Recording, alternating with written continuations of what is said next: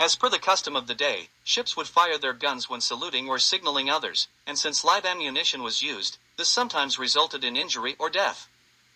This was the case with the ill-fated Lady Hughes and is recorded by the Americans. The captain and some gentlemen who had dined with him on board were saluted by the ship, on taking leave, in doing which, unfortunately, one of the Chinese in the Mandarin's sampan alongside was killed, and 2 others injured. The Chinese authorities were, in the meantime, adamant about the Lady Hughes gunner being turned over and ordered the head of the British East India Company in Canton, W.H. Pegu, to do so, or have a substitute stand in his place.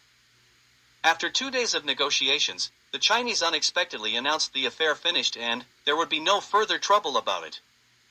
As most of the foreigners attempted to return to business as usual, those who had experience in China knew something was up. With no experience whatsoever in China, Sam Shaw and the other Americans were ignorant of the Chinese and their ways. Taken by surprise by what happened next, Sam Shaw inscribed in his journal, "Everyone thought the matter finished, till experience once more convinced them that there is no trusting the Chinese." Pang Kikoa, the head of the Kohong, sent for Mr. George Smith, supercargo of the Lady Hughes, as if it were on business, to come to his house, where he was immediately seized by a guard and conveyed into the city. Then, on Saturday, the 27th of November, about 10 o'clock in the forenoon, a general alarm was spread among the foreigners at Canton, in consequence of the Chinese having seized the person of Mr. Smith.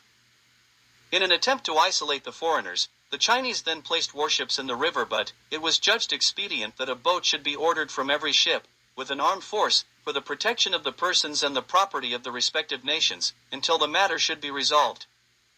On the evening of November 27th, the first shots were fired as reinforcements broke through the Chinese blockade and landed men and weapons at the foreign sector of Canton. The usually peaceful, unarmed, foreign factories became armed forts as the Europeans prepared to defend themselves against the Chinese onslaught. In their zeal, all foreigners, including the Americans, then unanimously decided to make the struggle a common cause, and as such to support it. The first American ship to sail to China and open trade. Find out how this incredible adventure came about and what happened when they arrived, including the first war between the United States of America and the Empire of China, in the book First Effort, The Beginning of U.S.-China Relations, available now on Amazon.